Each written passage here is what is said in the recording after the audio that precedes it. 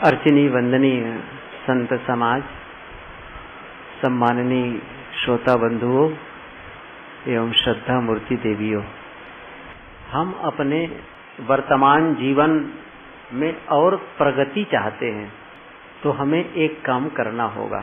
जैसे हैं वैसा रहना चाहें तो फिर कुछ करने की बात नहीं है। यद्यपि प्रकृति द्वारा वह होता रहेगा, लेकिन हम जैसा होना चाहते हैं और अच्छा होना चाहते हैं, सुंदर जीवन चाहते हैं, बढ़िया मन चाहते हैं, बढ़िया परिवार चाहते हैं, सुंदर समाज चाहते हैं, तो हमें एक काम करना होगा, वह है परिवर्तन, बदलाव। अपने आप में बदलाव की आवश्यकता है। किसमें परिवर्तन करना है? जो संभव है, जिसे हम बदल सकते हैं, वही हमारे लिए लाभप्रद होगा। और जिसे नहीं बदल सकते हैं उसके लिए मेहनत करना व्यर्थ है और वो हमारे लिए लाभप्रद भी नहीं है। उससे हम बहुत लाभान्वित नहीं हो जाएंगे। ये चांद सूरज को हम नहीं बदल सकते, पृथ्वी को नहीं बदल सकते। हवा पूरब से आ रही है, हम ये चाहें कि पश्चिम से आना शुरू कर दे, ये नहीं होगा। और आप बहुत मेहनत करके बदल भी दें तो बहुत फायदा भी नहीं होने वाला है आपको। आप अपने शरीर के रंग को बदलना चाहें तो आप नहीं बदल सकते, और किसी ढंग से कोई केमिकल लगा लें या आजकल जो तमाम थेरेपी है, कुछ टेक्नोलॉजी के आधार पर आप अपने को बदल ही दें तो उससे आप अच्छा हो जाएंगे, ये कोई बात नहीं है। इसलिए बदलाव कहाँ करना है, ये बेहद महत्वपूर्ण है। मैं इसको एक दूसरे ढंग से कहना चाहता हूँ। जैसे हम लोग किसी आदमी के लिए कहते हैं वो आदमी बहुत खराब है, किसी आदमी के लिए कहते हैं कि वो आदमी बहुत अच्छा है। इसका क्या मतलब है? किसी आदमी को हम अच्छा कहते हैं और किसी को खराब कहते हैं, तो खराब कहने का मतलब क्या हुआ? क्या उसकी दो आंखों की जगह एक ही आंख है, दो हाथ की जगह एक ही हाथ है, दो पैर की जगह वो एक ही पैर वाला है, इसलिए खराब कहते हैं। और जिनको हम अच्छा कहते हैं, दो आंख के बदले उनके पास तीन आंख है, चार हाथ है, ऐसा नहीं है। जिनको अच्छा कहा जाता है, जिनको खराब कहा जाता है, यदि हम शारीरिक रूप से देखते हैं सब बराबर हैं। कपड़े में भी ऐसा नहीं है कि जो गंदा कपड़ा पहना है वो खराब आदमी है, साफ कपड़ा पहना है वो अच्छा आदमी है, ये भी कोई नियम नहीं है। लेकिन है क्या फिर आखिर? क्यों कहते हैं ऐसा? वो खराब आदमी है, वो अच्छा आदमी है। इसका सीधा सा समाधान है, जिसका स्वभाव अच्छा होता है उसे हम अच्छा आदमी कहते हैं, और जिसका स्वभाव खराब होता है उसे हम खराब आदमी कहते हैं। इसलिए परिवर्तन कहाँ करना है? स्वभाव में परिवर्तन करना है। शरीर के स्तर पर तो प्रकृति द्वारा परिवर्तन हो ही रहा है। जन्म लिए तो शरीर की आकृति बहुत छोटी थी, थोड़ा बड़े हुए, बढ़ते गए, बच्चा हुए, जवान हुए, धीरे धीरे प्रकृति अपने आप शरीर को परिवर्तित कर रही है। लेकिन प्रकृति हमारे स्वभाव को नहीं बदलती है, प्रकृति हमारे शरीर को बदलती है। मकान को भी, जो आप घर बनाते हैं, थोड़े ही दिन में क्या होता है, वो पुराना हो जाता है, मकान बदल जाता है। गाड़ियां जो आप नई खरीदे हैं वो भी पुरानी हो जाती है, आपके कपड़े पुराने हो जाते हैं, शरीर पुराना हो जाता है। भोजन बना के रखो, 2-3 घंटे के बाद में कहें बासी भोजन हम नहीं करेंगे, हमको ताजा चाहिए। 24 घंटे के बाद तो कोई खाना ही नहीं चाहेगा। क्यों? परिवर्तन हो गया। और बहुत देर रखे रहेंगे तो उससे दुर्गंधी भी आने लगेगी। इसलिए प्रकृति सब कुछ को बदल रही है, लेकिन एक चीज नहीं बदलती। वो क्या है? हमारे स्वभाव को। और इसलिए वह जिम्मेदारी हमारी है। और अपने स्वभाव को ही बदलकर हम अच्छा जीवन जी सकते हैं, उसी से हम सुखमय हो सकते हैं। शरीर को बदलकर आप सुखमय नहीं हो सकते, दुनिया को बदलकर आप सुखमय नहीं हो सकते। आप जैसे अभी वर्तमान में प्रधानमंत्री हैं मनमोहन सिंह, और आप चाहते हैं मनमोहन सिंह ना हो, दूसरा कोई हो, बदल दीजिए, तो क्या आप सुखी हो जाएंगे? मनमोहन सिंह बदल भी जाए तो आप सुखी नहीं हो सकते हैं। वो दूसरा बन जाए तो भी आपका स्वभाव जो रहेगा वही होगा आपका। या आप अपने गांव बदल दें, मैं किशनगढ़ नहीं रहना चाहता हूं, अब कहां चले जाओ? अजमेर चले जाओ। तो आप जहां जाएंगे वहां आप क्या लेकर जाएंगे? अपने विचार और अपने स्वभाव। ये नहीं है कि किशनगढ़ से आप अजमेर चले गए तो अपने स्वभाव को यहां छोड़कर गए, अपने विचार को यहां से छोड़कर गए, ऐसा नहीं होगा। और जब साथ में ही स्वभाव लेकर गए हैं, विचार लेकर गए हैं, तो वही आप करेंगे जो यहां करते थे। एक उदाहरण जो महात्मा लोग दिया करते हैं, बहुत अच्छा लगता है। एक पेड़ पर कोयल और कौवा दोनों रहा करते थे, लंबे समय से रहते रहे। एक दिन क्या हुआ, कौवा कहीं जाने की तैयारी करने लगा कि मैं कहीं चला जाऊं। कोयल कहीं से आई और पूछने लगी कि भैया कहाँ जाने की तैयारी, ये बोरिया बिस्तर कैसे बांध रहे हो? उन्होंने कहा, तुम तो जानती हो, जहाँ आदर सम्मान न हो वहाँ रहना ठीक नहीं। मैं जहाँ भी बैठकर बोलता हूँ, न लोग मेरी बात सुनना चाहते हैं, न शब्द पसंद करते हैं, और तुरंत पत्थर फेंक के मारना चाहते हैं। मेरा न आदर है न सम्मान है, इसलिए मैं दूर चला जाना चाहता हूँ जहाँ लोग मेरी आवाज प्रेम से सुने और मेरा सम्मान करें। कोयल ने कहा, भैया स्थान बदलने से आपका सम्मान नहीं होगा। कब होगा? जब आप अपना स्वभाव बदलें, अपना विचार बदलें। कौवा यदि राजस्थान छोड़कर गुजरात चला जाए, भारत छोड़कर अमेरिका चला जाए, तो क्या वहां उसकी आरती होने लगेगी? जो आवाज कौवा यहाँ निकालता है, वही आवाज वह गांव और शहर छोड़ के जाएगा तो भी निकालेगा। तो बदलना किसको है? अपने स्वभाव को। बदलना किसे है? अपनी वाणी को, अपने मन को बदलना है। और वह बदल लिए तो फिर जहां है वही हम सुखी होने लग जाएंगे। इसलिए हमें क्या करना है? अपने में बदलाव लाना है। हम लोग क्या करते हैं प्रायः, जो हमारे लिए संभव नहीं है वह प्रयास करते हैं। एक विद्वान ने लिखा, जब मैं छोटा था, युवा था, तो मन में बड़ा उत्साह था, और मन में इतना उत्साह था, मैंने सोचा इस पूरे विश्व को बदल देना है। मेहनत की, कुछ ही दिन के बाद पता चला कि मैं विश्व को बदल नहीं पाऊंगा। फिर मैंने सोचा कोई बात नहीं, मैं अपने देश को बदल डालूंगा। उम्र और बढ़ गई, जवान था, थोड़ा प्रौढ़ हो गया, तब लगा कि मैं अपने देश को भी नहीं बदल पाऊंगा। फिर सोचा मैं अपने प्रांत को ही बदल दूं। लेकिन जब और बड़ा हो गया, काफी बुजुर्ग हो गया, तब लगा नहीं, मैं अपने प्रांत को भी नहीं बदल पाऊंगा।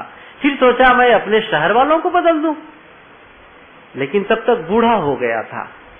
तो फिर देखा कि मैं शहर वालों को भी नहीं बदल पाऊंगा, और फिर मन में हुआ कि अपने परिवार वालों को बदल लूं, और तब तक मैं एकदम जर्जर हो गया था। और फिर बिस्तर पर पड़ गया, मरने का समय आ गया, तब लगा मैं परिवार वालों को भी नहीं बदल पाऊंगा, लेकिन मैं अपने को बदल सकता हूं। और जब यह बोध हुआ कि मैं अपने को बदल सकता हूं, तब लगा यदि मैं अपने को बदल लिया होता तो मुझे देखकर मेरे परिवार वाले भी बदल सकते थे, और मेरे परिवार वाले में परिवर्तन देखकर मेरे शहर के लोग भी बदल सकते थे। और शहर वालों में परिवर्तन देखकर मेरे देश के लोग भी बदल सकते थे। और इस प्रकार मैं अपने को बदलकर पूरे विश्व को बदल सकता था, लेकिन यह काम मैंने नहीं किया। मैंने क्या किया? मैंने दुनिया को बदलना चाहा। और सचमुच यदि दुनिया में परिवर्तन देखना चाहते हैं तो कहाँ बदलाव लाना है? खुद में। एक आदमी था, वो ऑफिस से आया और ऑफिस से ढेर सारा फाइल लेकर आया। काम पिछा हुआ था। आया, जैसे घर में युवा था, उसका एक छोटा बच्चा था, नन्हा सा। तो उन्होंने कहा, जैसे आया तैसे, पापा पापा मैं आपके साथ खेलूंगा। उन्होंने कहा, नहीं बेटे, मेरे पास समय नहीं है, तुम्हारे साथ मैं नहीं खेल सकता। देख रहे इतना काम मैं ऑफिस का लेकर आया हूँ, मेरा काम बहुत पिछड़ा हुआ है, मैं बहुत पीछे हो गया हूँ। उसके बच्चे ने कहा, पापा एक बात कहूँ, जब हम लोग स्कूल में जाते हैं तो जो हमारे साथी पिछड़ जाते हैं ना, उसको अलग बैठा देते हैं। तो जब आप ऑफिस में पिछड़ गए तो आपको अलग क्यों नहीं बैठा दिया जाता? उनके पिता ने कहा, बेटा ये व्यापार में ऐसा नहीं चलता है, ये तुम्हारा नियम अलग है स्कूल का। ये बात उसे समझ में नहीं, बच्चे को। उन्होंने कहा, नहीं मैं खेलना चाहता हूँ। तो उस आदमी ने उस बच्चे को पिंड छुड़ाने के लिए, किसी भांति ये झंझट तो हटे, क्या किया? उसके पास एक पत्रिका कहीं से आई थी, मैगजीन, उसमें विश्व का नक्शा था। उसे वो फाड़ा और फाड़कर उसके कई टुकड़े कर दिए। और फिर क्या कहता है, ऐसा करो, तुम इस विश्व के नक्शे को फिर से जोड़ कर लाओ, फिर तुम्हारे साथ मैं खेलूंगा। उनको पता था कि ये विश्व को नक्शा का छोटा बच्चा जोड़ कहाँ पाएगा, तब तक इनका समय निकल जाएगा और मैं भी अपना काम कर लूंगा। तो बला टालने के लिए, झंझट दूर करने के लिए बच्चे को काम थमा दिया, तुम इस विश्व के नक्शे को जोड़कर लाओ। बच्चा चला गया, कागज लिया और बस फैला करके काम शुरू किया। और बड़ा अद्भुत, 5 से 7 मिनट में वो लड़का उस विश्व के नक्शे को जोड़कर लाके पिता के सामने रख दिया। पिताजी मैं जोड़ लिया विश्व का नक्शा। पिता बड़ा आश्चर्य, अरे यह काम तो मैं नहीं कर सकता हूँ, ये तुम कैसे कर गए? सचमुच बड़ा आश्चर्य बेटा, लगता है तुमसे मुझे कुछ सीखना पड़ेगा। बताओ तो सही, तुम कैसे जोड़े इसको, इतना जल्दी कैसे जोड़ ली विश्व के नक्शे को? उन्होंने कहा, बहुत सरल है, बहुत सरलता से मैं जोड़ लिया। आखिर बताओ तो। उन्होंने कहा, पिताजी सरल इसलिए है, विश्व के नक्शा जिस कागज में छपा था उसके दूसरे साइड में, पीछे साइड में, अपोजिट में एक आदमी का भी चित्र था। और मैंने क्या किया, केवल आदमी के चित्र को जोड़ा, क्योंकि पता है मुझे सिर कहाँ है, हाथ कहाँ है, पैर कहाँ है। और मैंने क्या किया, केवल आदमी के नक्शे को ठीक किया, और जब पलट कर देखा तो विश्व का नक्शा अपने आप ठीक हो गया। मैं क्या कहना चाहता हूँ, साफ है यह संदेश। यदि हम अपने को बदलते हैं तो फिर हम विश्व के नक्शे को भी ठीक कर सकते हैं। इसलिए परिवर्तन कहाँ लाना है? परिवर्तन लाना है भीतर में, मानसिक जगत में। शरीर में परिवर्तन हम नहीं ला सकते। यदि हम किसी भांति ला भी दे तो भी हमें कोई अर्थ पड़, इससे कोई फायदा होने वाला नहीं है। फायदा होगा अपने स्वभाव को बदलने में। बेहद महत्वपूर्ण है, अपने भीतर को बदले, विचारों को बदले, मन को बदले, अपने क्रियाकलाप को बदले, और इसी से परिवर्तन आएगा। इसी से आज तक ये थोड़ा सा हमको एनालिसिस करना चाहिए, ऑब्जर्वेशन करना चाहिए, भीतर आत्मनिरीक्षण करना चाहिए, किन किन बातों को लेकर मैं दुखी होता हूँ, मैं ऐसा कौन सा व्यवहार करता हूँ जिससे मैं भी दुखी हो जाता हूँ, परिवार के लोग भी परेशान हो जाते हैं। जब आप देखने लगेंगे तब पाएंगे कि ये कमी मेरे में है। फिर उन कमियों की एक सूची आप बना लीजिए। सबसे बड़ी बात है ना, उसके लिए लोग योजना ही नहीं बनाते हैं परिवर्तन के लिए। ऐसा क्यों करते हैं? ऐसा इसलिए करते हैं, उन्हें अनुभव भी नहीं होता है कि मेरे में भी कोई गलती है। आप किसी को कह के देखो कि आप गलत हैं, डंडे उड़ जाएंगे, नहीं तो हाथ उड़ जाएंगे थप्पड़ मारने के लिए। कौन होते हो तुम मुझे गलत कहने वाले? हम सब वही थे। ये नहीं कि वही सामने वाला गलती करता है, वही गलती मैं भी करता हूँ। हम कभी भी स्वीकारने को तैयार नहीं है कि मेरे में गलती है, मेरे स्वभाव गलत है, या मैं स्वीकारने के लिए बिल्कुल तैयार नहीं हूँ। और जब मैं तैयार नहीं हूँ तो कोई तैयार नहीं है। लेकिन साधक जब आत्मनिरीक्षण करता है तब उसे समझ में आता है सचमुच ये गलती मेरी है। और सबसे बड़ा समझ लें, हम सबसे बड़ा काम यही करते हैं अपने जीवन में जब हम अपने पागलपन को देखने लग जाते हैं। पहला काम, सबसे बड़ा काम आदमी का होता है जब हम अपने पागलपन को देखने लगते हैं, अपनी अज्ञानता को देखने लगते हैं, तब समझ में आता है कि सचमुच हम में कितनी गलतियां हैं और इसमें कितना परिवर्तन चाहिए।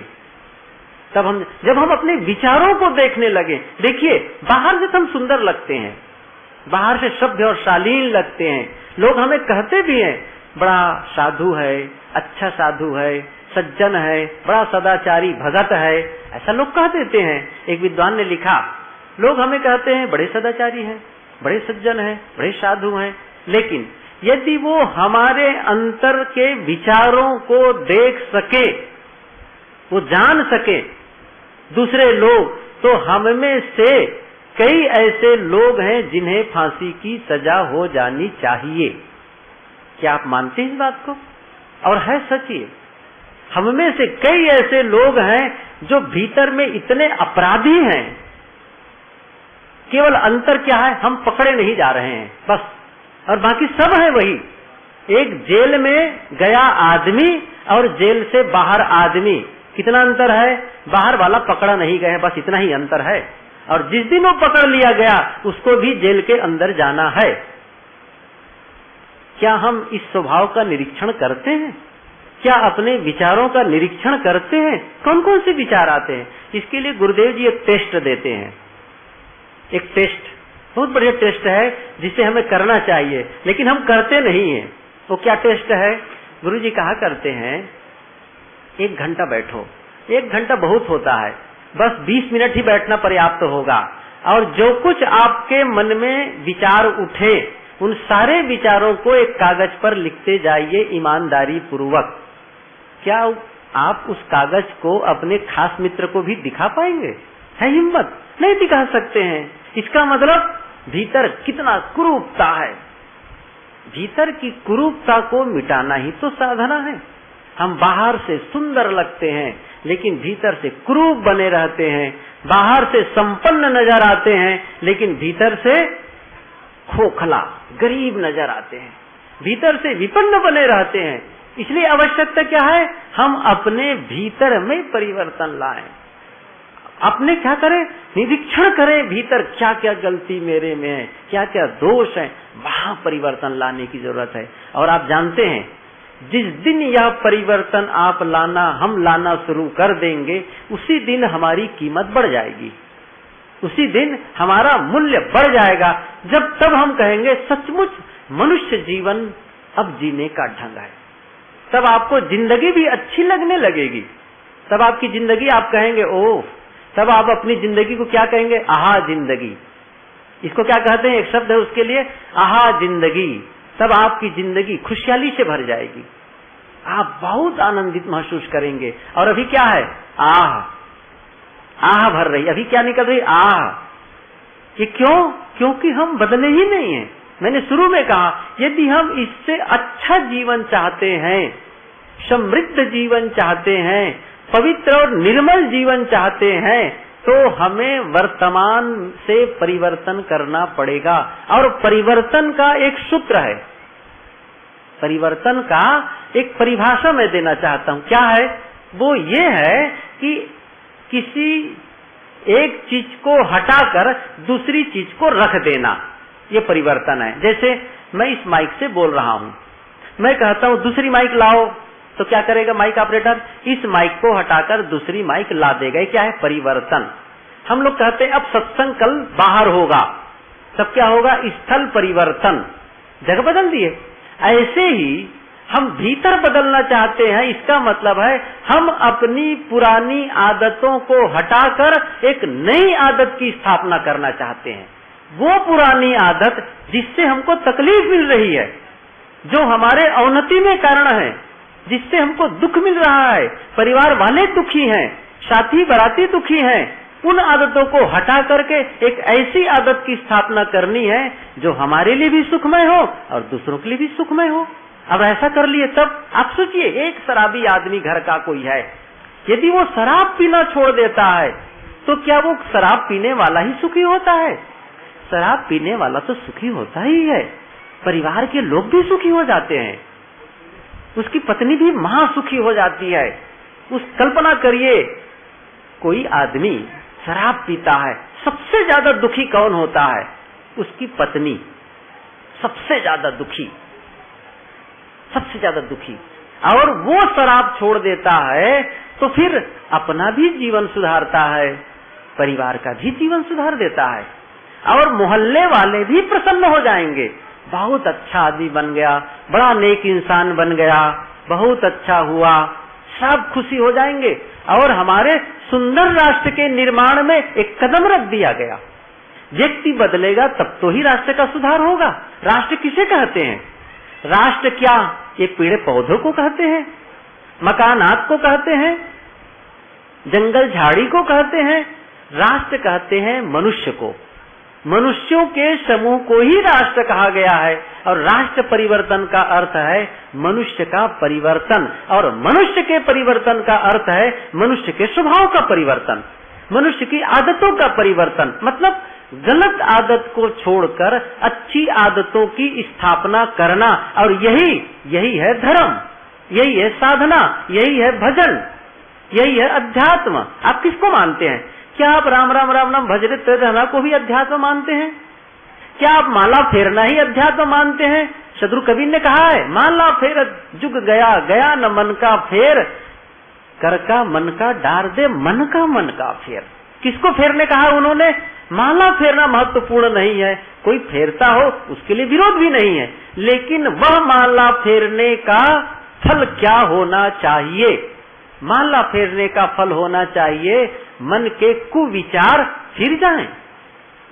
अध्यात्म में समय देते हैं, भजन साधना में समय देते हैं, मंदिर में जाकर समय देते हैं, सत्संग में समय देते हैं, ध्यान चिंतन में समय लगाते हैं। इसका क्या अर्थ निकलता है?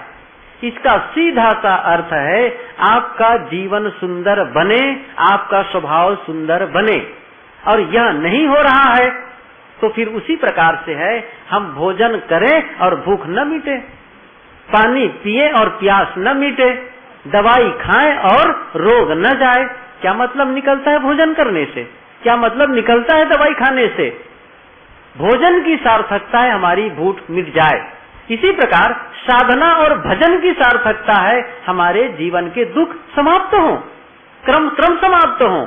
ये नहीं है कि आज आप अध्यात्म के पथ पर कदम रखें और अब कल आपके दुख समाप्त हो जाएं, पूरे निर्मूल हो जाएं। नहीं, धीरे धीरे ये जाएंगे, क्रम ये खत्म होंगे। लेकिन हमने कदम बढ़ाया, इसका मतलब पहुंचना शुरू कर दिए। हम दिल्ली जाना चाहते हैं तो महत्वपूर्ण क्या है? प्रथम कदम। आप प्रथम कदम ही नहीं उठाएंगे तो मंजिल कैसे पाएंगे?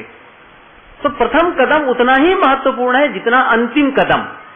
इस बात को मैं फिर से दोहराना चाहूंगा, जितना महत्वपूर्ण है हमारा दिल्ली पहुंचने में अंतिम कदम, उतना ही या उससे भी ज्यादा महत्वपूर्ण है प्रथम कदम। प्रथम कदम के अभाव में अंतिम कदम कैसे निकाल सकते हैं? नहीं निकाल सकते हैं। आप मंजिल पाना चाहते हैं तो प्रथम कदम तो उठाना ही पड़ेगा। तो कहने का मतलब है आप क्रम अपने जीवन को बदलेंगे, और यह बदलाव का काम आपके निर्णय पर होगा। कब बदलेंगे आप?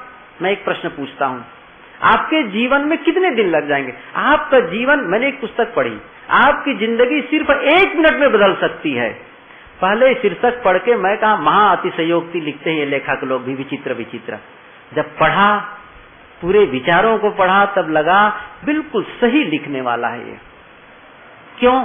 उन्होंने साफ शब्दों में लिखा, जिस समय आप यह निर्णय लेते हैं मैं बदलना चाहता हूं, उसी समय से आपके जीवन के ढांचा में परिवर्तन आना शुरू हो जाता है। मैं बदलना चाहता हूं, ये बेहद महत्वपूर्ण संकल्प है। आप अपने सोच रहे हैं मैं अपने क्रोधी स्वभाव को बदलना चाहता हूं, व्यसन को छोड़ना चाहता हूँ। ये कम बड़ा निर्णय नहीं है। आपने पूरा विश्वास के साथ यह निर्णय लिया है तो बदलाव आके रहेगा। मैंने बीच में एक शब्द कहा, एक वाक्य कहा। क्या कहा? यदि हम अपने जीवन में परिवर्तन ला देते हैं तो हमारा मूल्य बहुत बढ़ जाता है। मैं एक उदाहरण देना चाहूँ। एक धनी आदमी था, बहुत धनी, उसके पास बहुत सारा सामान था। उसको क्या करना था? उसको नीलामी करके बेचना था। एक बहुत बड़ा सा हॉल जिसमें उसके सारे सामान का स्टोर किया गया, और एक आदमी बहुत होशियार, समझदार, बोलने वाला, तेज तर्रार खड़ा हुआ और हर सामान को उठाता, लोगों के बीच उसकी महिमा गाता, प्रशंसा करता। और बहुत लोग लेने आए थे, शहर के सब प्राय बड़े बड़े लोग लेने आए थे उसको। पूरा हाल खचाखच भरा हुआ था। फिर लोग बोली लगाते और जब लगता कि सामान का उपयुक्त कीमत मिलने लग गई है, फिर वो उसको 1 2 3 कह के फाइनल कर देता, फिर उसको देता। ऐसा करते करते उसके हाथ में एक पुराना वायलिन आ गया। उसको उठाया और जैसे उठाया कि आप इसके बारे में, आप इसकी कितनी कीमत देना चाहते हैं? सब चुप। वायलिन को कोई खरीदने तैयार नहीं। तो अपने से कहा 5,000 रुपये, कोई आवाज नहीं आई। कहा 3,000 रुपये, फिर भी आवाज नहीं आई। अच्छा 2,000 रुपये, नहीं, कोई आवाज नहीं। 1,000, 500, सब सन्नाटा। कोई बोलता ही नहीं था कि 500 भी नहीं खरीदने वाले।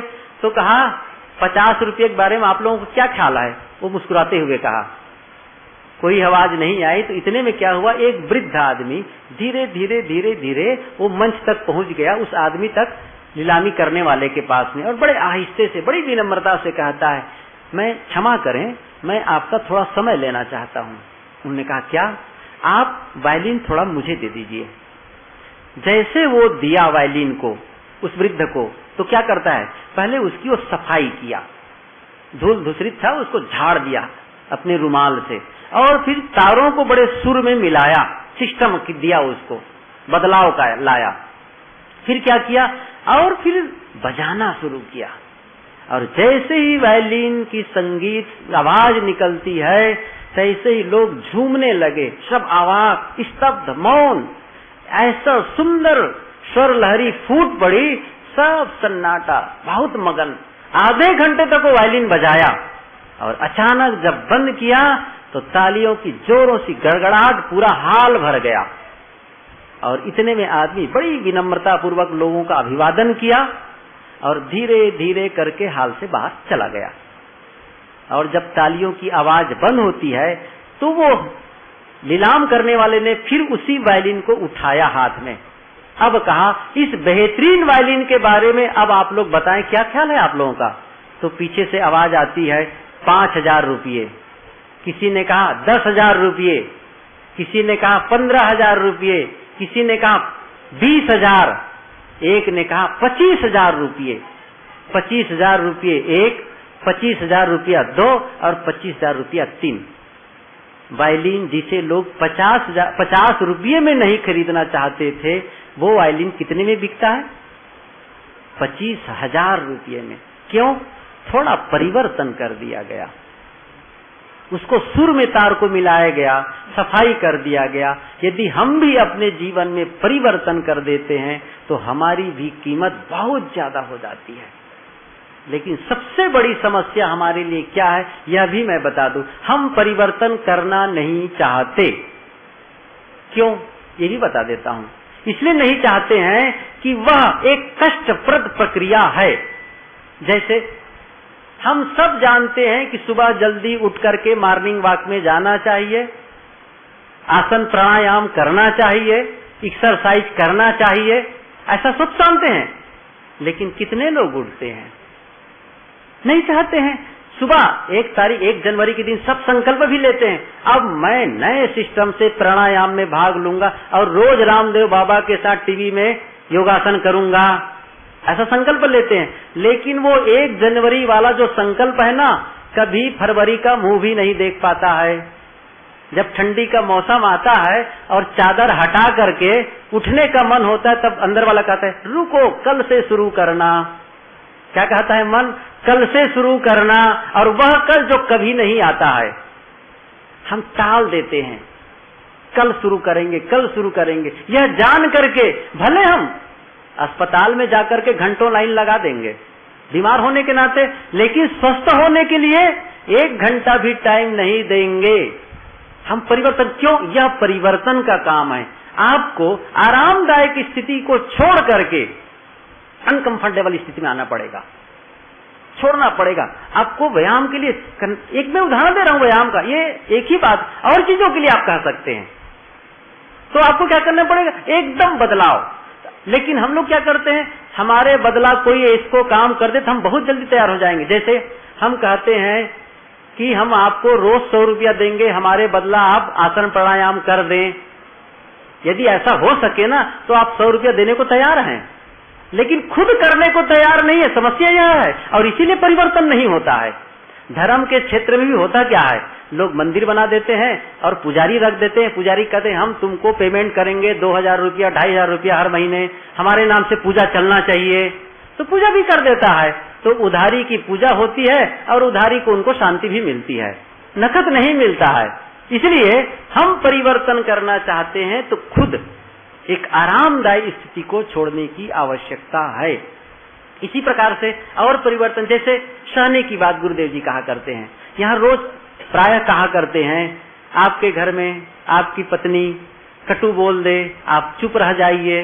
ये कितना कठिन काम है। अब परिवर्तन करने के लिए यह करना पड़ेगा, लेकिन आपको लगेगा मैं कैसे सह सकता हूँ, मैं घर का मालिक, मैं पति। और हम सुनते आए हैं पति प्रथम पूज्यते, पति देवता है, और मुझे सामने कटु कहे, ये बड़ा कठिन है। अब परिवर्तन करना चाहेंगे तो फिर आपको वह स्थिति से गुजरने की आवश्यकता है। कष्टप्रद प्रक्रिया है जिसे हम अपनाना नहीं चाहते हैं, इसलिए परिवर्तन करना नहीं चाहते, और इसीलिए हम जहां के तहां खड़े भी रहते हैं, जहां के तहां खड़े भी रहते हैं।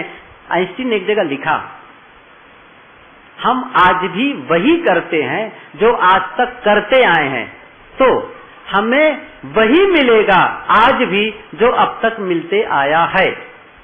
कौन सा नया मिल जाएगा? आप नया पाना चाहते हैं तो नया करना पड़ेगा, अच्छा बनना चाहते हैं तो अच्छा करना पड़ेगा। ऐसा नहीं है कि अपने आप हो जाएगा ये काम। इसलिए परिवर्तन बेहद महत्वपूर्ण है।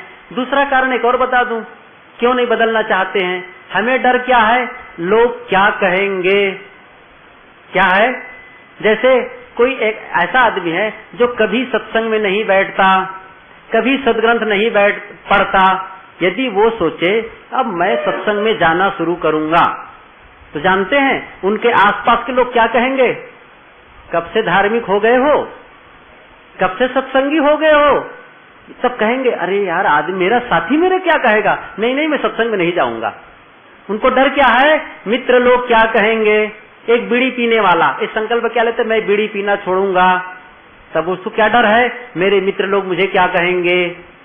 डर क्या है? मेरे साथी क्या कहेंगे। लेकिन बंधुओं एक बात तय है, आप बदले तब न बदले तब, अच्छा हो तब बुरा हो तब, कहने वाले कहेंगे ही। ये नहीं कि आपको छोड़ देंगे।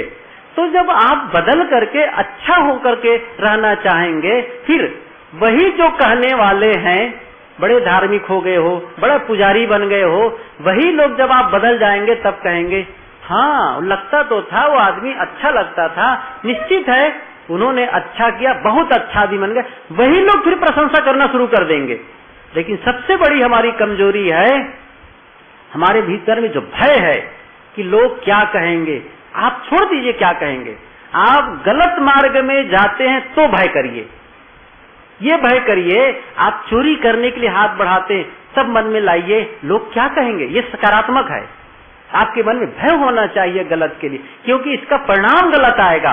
लेकिन आप दान करने जा रहे हैं, किसी का सहयोग करने जा रहे हैं, फिर लोग क्या कहेंगे ये डरने की क्या जरूरत है, क्योंकि उसका परिणाम आपको अच्छा मिलना ही है। जब आप परिणाम देखकर कोई काम कोई निर्णय लेते हैं तो फिर आपको डरने की कोई जरूरत नहीं है। इसलिए हमें अपने जीवन में परिवर्तन लाना है तो फिर आरामदायक स्थिति को छोड़ना है, अपने स्वभावों को बदलना है, विचारों के प्रवाह को बदलना है। और सबसे शुरुआत है बदलने की प्रक्रिया कहाँ से प्रारंभ होती है ये भी मैं बताऊं। बदलने की प्रक्रिया कहाँ से शुरू होती है? मन से, विचारों से। विचार बदल गए तो फिर आपका जीवन बदलेगा। जो अपने विचारों के ढांचे को नहीं बदल सकता वह अपने जीवन के ढांचे को भी नहीं बदल सकता। ये नियम है। आपको क्या करना है? अपने विचारों को में पहले अच्छा विचार सोचना शुरू करें। सबसे पहला काम। जिसके मन में गंदे विचार आ रहे हों, ईर्ष्या द्वेष के विचार आ रहे हों, लड़ाई झगड़े के विचार आ रहे हों, तो फिर प्रगट में भी वही करेगा।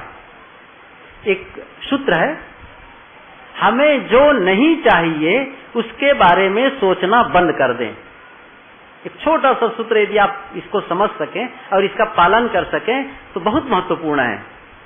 हमें जो नहीं चाहिए उसके बारे में सोचना बंद कर दें। ऐसी बात मैंने एक बालिका थी, उनके सामने कहा।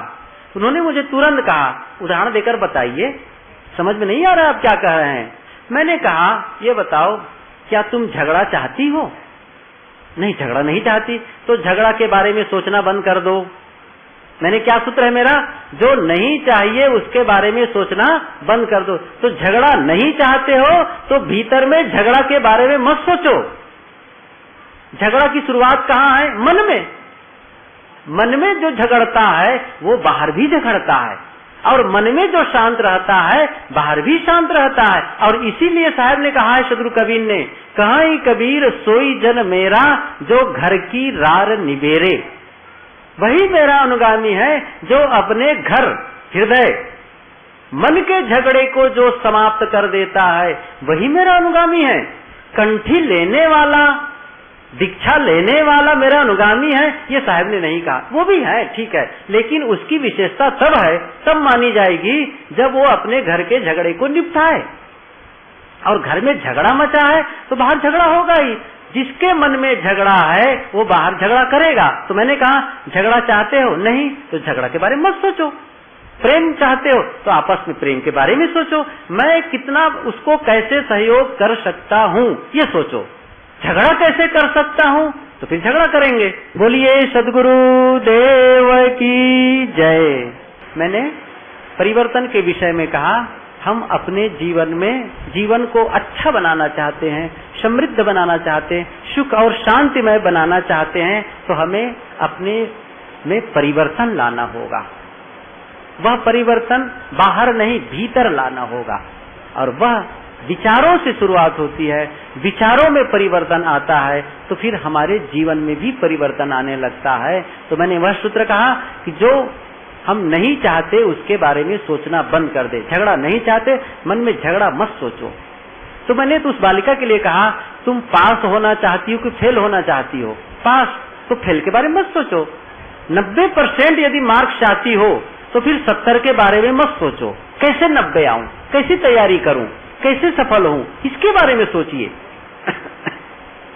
स्वस्थ रहना चाहते हैं तो आप बीमारी के बारे में मत सोचिए। जो बहुत बीमारी के बारे में सोच रहा है, ये बीमारी ना हो जाए, वो फिर वही हो जाएगा। जो हमारे विचारों में निरंतर चलता है वो हमारे जीवन में घट जाता है। इसलिए हमें अच्छा सोचना है अपने लिए, दूसरों के लिए, और जो नहीं चाहिए वह विचार हम अपने मन में न लाएं। आए हटाओ, जो आवे त्यों फेरी हो, साहब ने कहा है, उसको हटाते जाएं। ये साधना है, और यह परिवर्तन जब कर देते हैं तो अपने जीवन में भी हम स्वभाव में भी परिवर्तन ले आते हैं और हमारा जीवन सुख और समृद्ध हो जाता है।